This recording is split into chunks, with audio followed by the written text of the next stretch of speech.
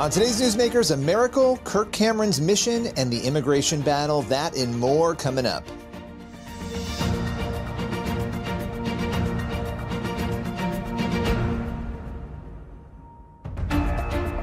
Welcome to Newsmakers, a show where we go behind the headlines each week to bring you interviews with your favorite pastors, entertainers, politicians, and other notable news figures. On today's Newsmakers, we're joined first by actor Kirk Cameron. He's here to preview his See You at the Library event, and he's also here to share why he believes many pastors and Christians could learn a lesson from President Donald Trump and prolific podcaster Joe Rogan. Let's welcome Kirk to the show. Kirk, appreciate you joining me today. Lots to talk about. You have your See You at the Library event coming up very soon. We're going to get into that. You've got an amazing podcast I want to talk about. Tell us about this podcast, why you did it, and where people can listen to it. So thank you. I've got a brand new YouTube show. It's called The Kirk Cameron Show, and I get to do this together with my sons and my daughters. This has been my dream for 20 years.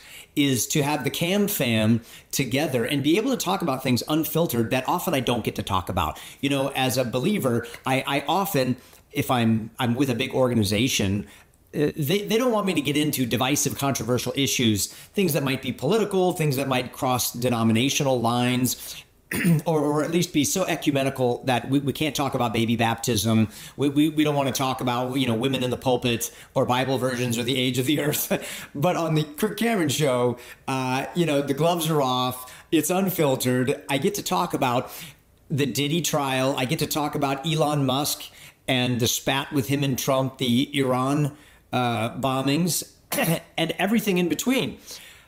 I get to have morning devotionals over coffee, straight out of the scriptures, and then dangerous conversations with my 22-year-old son about relationships and about purity, about mental health, and about cringy Christianity and what we do about it.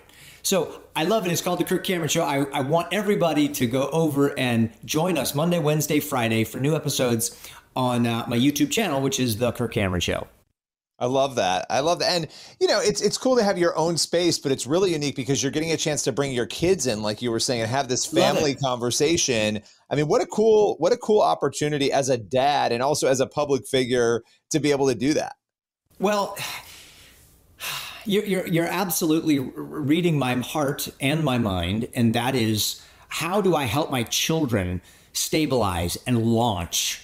How do we get our kids into orbit? How do we set up some kind of a legacy platform for our grandchildren so that they can continue to advance the kingdom of God? And you got me thinking about the third thing that we would discuss today, and that is the See You at the Library event, which is a legacy opportunity for parents and grandparents to set up a platform for their children to be able to advance a movement of faith, conviction, and truth. And I'm so excited about it. It's kind of the culmination to all those story time book readings that I have been doing over the last couple of years at public libraries.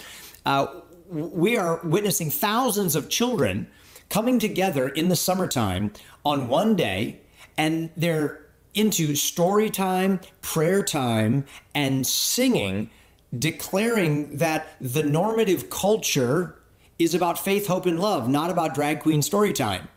And this is very, very exciting. It's called See You at the Library. It's happening on August 16th in 50 states across the country, tens of thousands of people, and hundreds of story hours.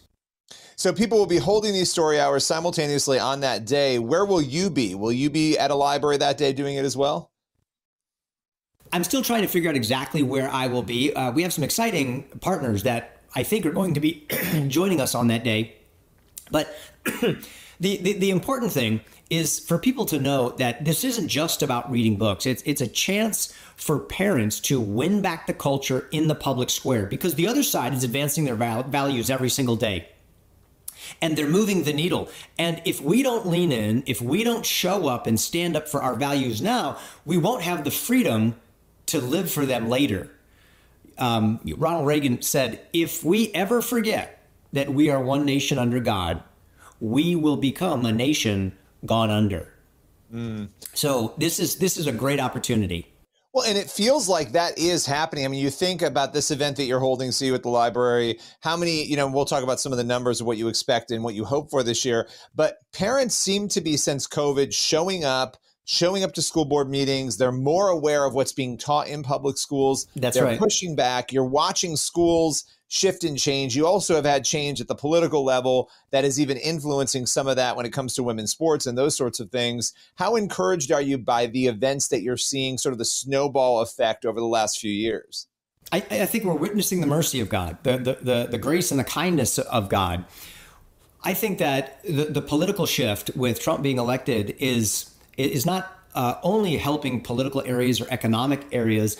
It's put wind in parents' sails and others who are now not afraid to speak up and say the obvious things, because we're watching somebody who's I don't know his spiritual standing before God.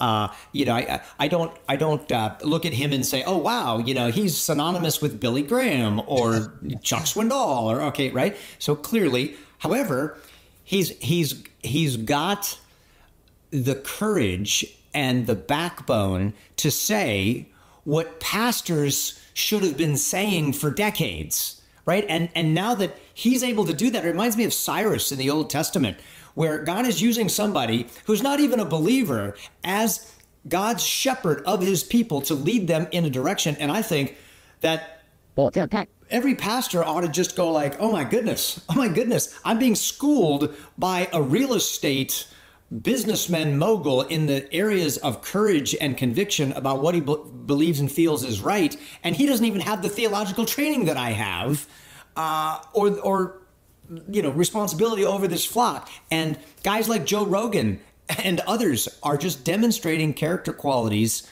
that should be possessed in spades by Christian men around the country. So I'm feeling the rumblings of courage and conviction underneath my feet. And I'm so excited about Riley Gaines and what's happening there. I'm so excited about what's happening with the economy and the borders. I'm so excited about all of these things because I know God works it all together for good. And this is a window of opportunity for the family of faith to step up, to lean in, and respond the right way to God's kindness and his mercy. Well, Kirk, I appreciate you taking the time and joining us today. As always, thank you so much. Thanks, Billy. Have a great day. You can find out more about Kirk's See You at the Library event at bravebooks.us. We'll be right back in just a moment with more Newsmakers.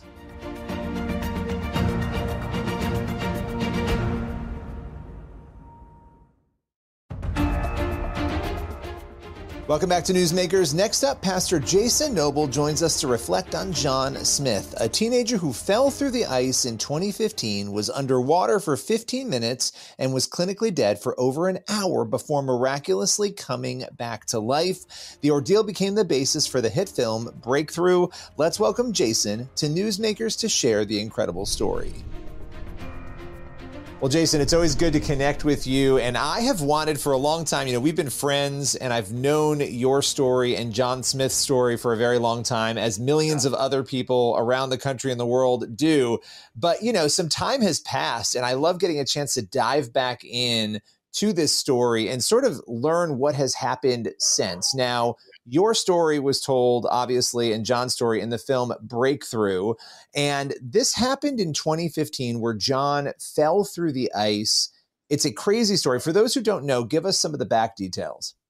Yeah, I mean, it is really one of the most, I really say it's a modern day Lazarus story. When you look back and you see, so John, he was 15 years old, fell through the ice in St. Louis, was dead, was under for 15 minutes, dead for an hour and 15. And his mom walked in and she prayed, Holy Spirit, bring my son back to life. And a lot more animated and a lot more intense than that. And it was at that moment, every machine came back to life and John was back to life. And that was just the beginning, right?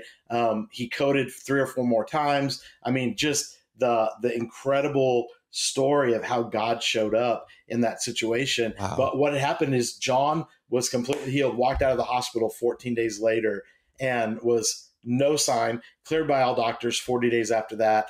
And he is now a 25-year-old young man. His birthday is actually today as we're recording this. Oh, wow. Yep, he has 2 children. And all of the stuff that we found out afterwards has just been amazing. When you see how God just puts a story like this together, and you just see how everything just falls right into line. It's one of the most incredible miracles I've ever seen and continues to be. Like, as I travel the world, I still hear people saying, man, breakthrough, like, touched my heart like I've never experienced before. When you go back to that prayer that Joyce said over her son in that hospital, right? And you think about unbelief, if Joyce had no belief, if Joyce didn't say that prayer, if Joyce didn't step out in faith in that way, in that desperate moment and cry out to God, is it possible that John would not have lived, that he would not have come back, that those machines would not have turned back on? 100%. 100%. And I had met Joyce, the first time I met her, she was in my office, and she would tell you this story. So I have permission to tell you the story because she's told it everywhere we go. She was really partnering with control and really trying to control all the situations in her life, control everything that was going on. And she came in and broke, and this was like September. And I just called her. I said, listen, you can't control this stuff. You've got to stop partnering with control and let God just do what he's going to do, because like it's driving you insane. And I think even that conversation, if she would have walked in there and tried to control and tell God what to do, like at the end of the day, like it's amazing how God set her up to be ready to walk into that hospital. And I tell people all the time, it's a life or death situation. She had 1 second to decide whether she was going to fall apart in fear or rise up in faith. And if she would have fallen apart in fear as she walked into that hospital room, literally, I think John would have not been here today.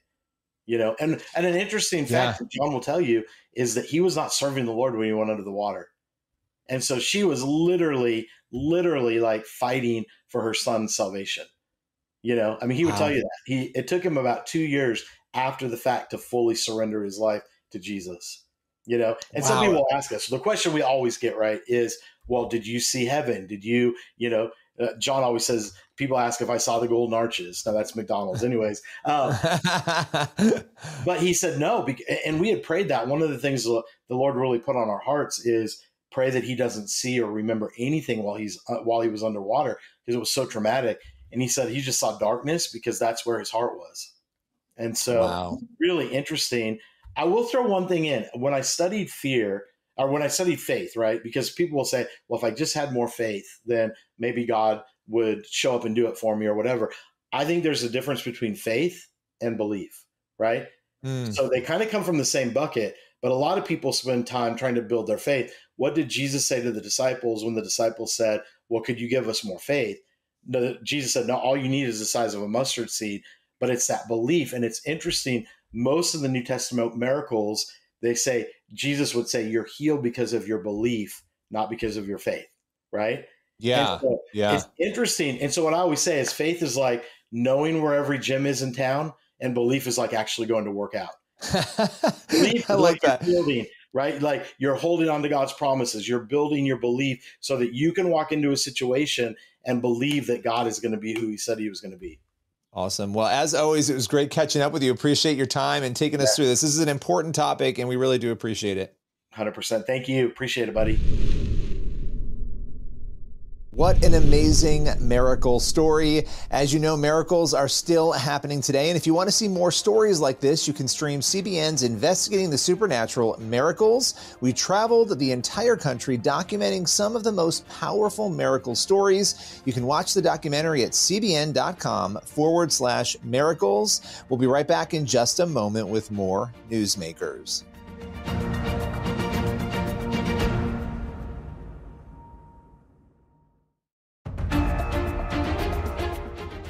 Welcome back to Newsmakers on the CBN News Channel. For our final segment, we are chatting with Pastor Ara Torosian. He is with Cornerstone West LA, and he claims that some of his congregants have been detained by ICE, and he shares with us what he has witnessed. Let's welcome him here to Newsmakers. Your church, Cornerstone Church in West LA, you've been in the headlines. You witnessed ICE detain members of your church. That is the way the story has gone. Let's just start there. Take us through what happened that landed you in the headlines. Yeah, thank you, Billy, for inviting me. And I was on Sunday, worshiping last Sunday on 20, I don't know the date, but I forgot, 22nd. And then a family member of our church came to me and said, we have appointment tomorrow at Immigration Federal Building in downtown Los Angeles. Shall we go or not? As a pastor, myself, usually I teach them also constantly, like, you have to respect the law, you have to follow the rules and everything, and respect, and to be a good citizen from beginning of your arrival in US. So they had this mother, father, and also a 3 years old kid. So they went to downtown Los Angeles, and usually because they don't have anybody, I asked them, call first your lawyer and then call me. So the lawyer called me at 1:30 p.m. that they got detained in the immigration office. So I ran there, and there's a story you can read in my social media that I was very devastated to see. They got caught, and then they went to ICE room, and they took them. And the only things that I had to do is ask them if they can give the key, because they have a small dog, to save that dog. And then it was like very bad night, nightmares, what's happened, why they caught them. Like, they went to appointment. They are asylum seekers, Christian asylum seekers, and they have all paperwork, and they follow the rules. And so... Can I ask you, can I pause really quick and ask you just two quick questions? What did they think the meeting was for? So they were going to meet with ICE. What did they think they were going to be meeting with them about? Usually they go to kind of update their address, and that's a process of showing themselves in the office to see what they are doing, like updating and paperwork, following paperwork, and signature that they are here. So that's a regular for asylum seekers. They have the document, and they're waiting for the court day and follow up things. The second question, how long have they been here in America? They arrive, I think, in October 2024. Okay. So under a year. And they came through, when they came to America, because just so we get all these little pieces up, when they came here, they went through the proper process of coming. So they, of course, legally.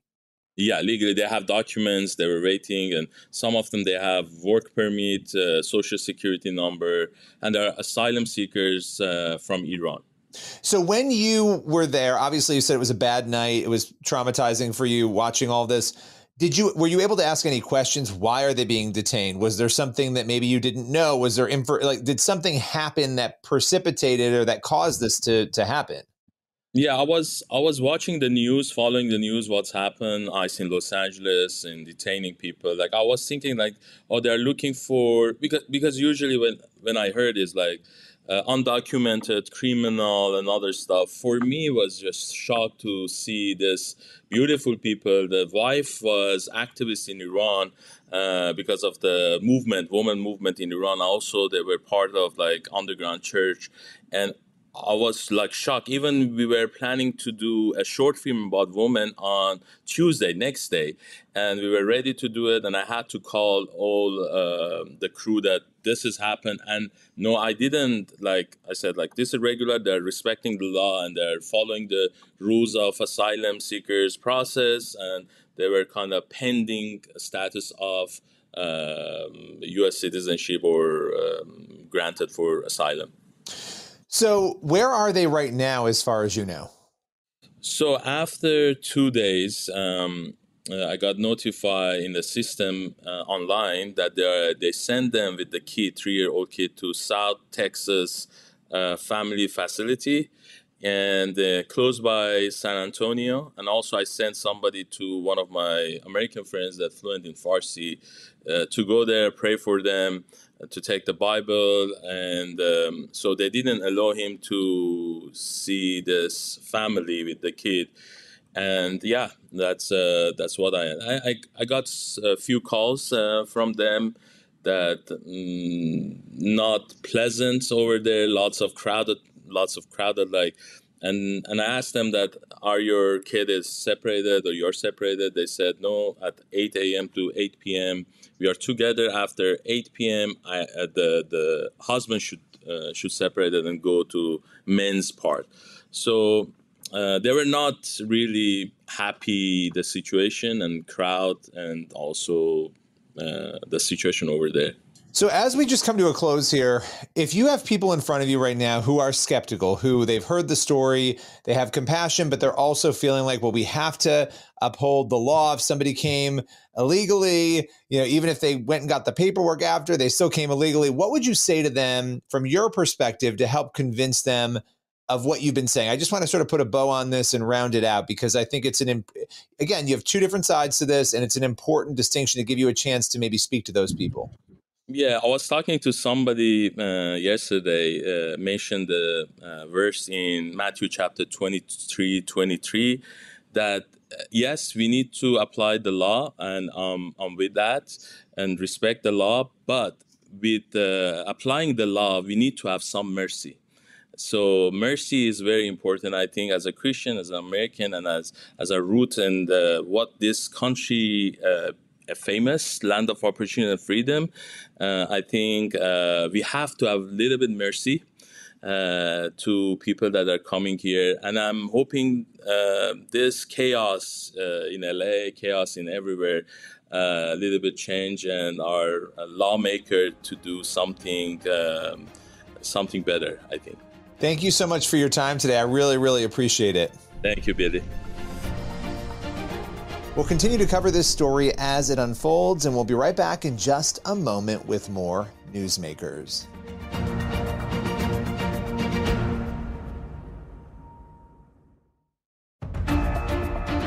That's all for Newsmakers. Thank you for watching, and be sure to head on over to the CBN News YouTube channel. That's where you'll find the full interviews you saw on today's episode. And again, be sure to check out Investigating the Supernatural Miracles. You can head on over to cbn.com/supernatural.